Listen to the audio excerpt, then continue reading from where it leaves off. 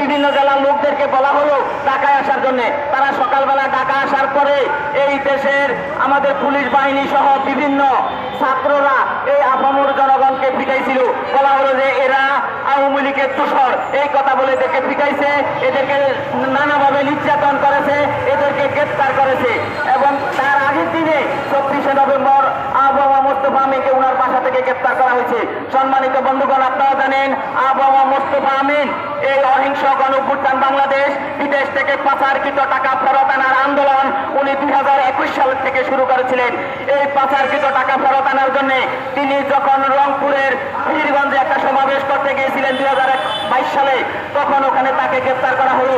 বলা হলো যে তিনি হলেন বিএনপি জামাতের লোক। আর দুর্ভাগ্যের বিষয়, এখন অন্তর্বর্তী সরকার বলে যে উনি হলো আওয়ামী লীগের দোসর। দুর্ভাগ্যের বিষয়, মানুষ কি তাহলে তার অন্যায়ের বিরুদ্ধে প্রতিবাদ করবে না? উনি তো অন্যায়ের বিরুদ্ধে না, উনি দুর্নীতিবাজদের বিরুদ্ধে প্রতিবাদ করছেন।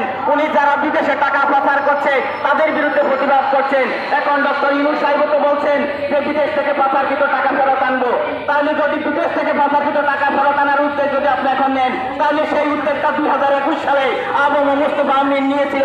তাহলে তিনি কি অপরাধটা করলেন? তিনি তো এই দেশের জনগণকে উদ্বুদ্ধ করেছিলেন পাচারকারীদের বিরুদ্ধে, দুর্নীতিবাজদের বিরুদ্ধে, লুটেরাদের বিরুদ্ধে। তাই আবহাওয়া মোস্তফা আমিনকে এখন অন্যায়ভাবে 24শে নভেম্বর উনার বাসা থেকে উনাকে গ্রেপ্তার করা হয়েছিল। বন্ধুগণ, আপনারা জানেন যে উনাকে যে মামলা দেওয়া হয়েছিল সেটা হচ্ছে জামিনযোগ্য মামলা।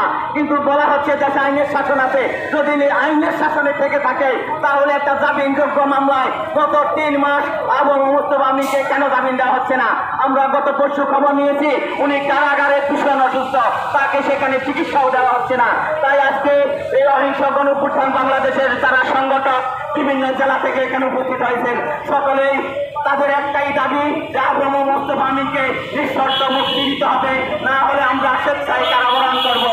সেই স্বেচ্ছায় কারাবরণের জন্য আপনারা দেখেছেন আমরা সকলে হাতের মাঝে ট্রেন নিয়ে দাঁড়িয়ে আছি, প্রতিটি প্রতিবাদ করছি। আমরা চাই অন্তর্বর্তী সরকার দেশে আইনের শাসন প্রতিষ্ঠা করুন এবং আবহাওয়া মোস্তফা আমিন উনি খাঁটি দেশপ্রেমিক সৎ একজন নিবেদিত মানুষ। আপনারা জানেন এই আবহাওয়া মোস্তফা আমিন বাংলাদেশে যখন সহিংসতা চলছে, সাম্প্রদায়িক দাঙ্গা চলছিল, তখন তিনি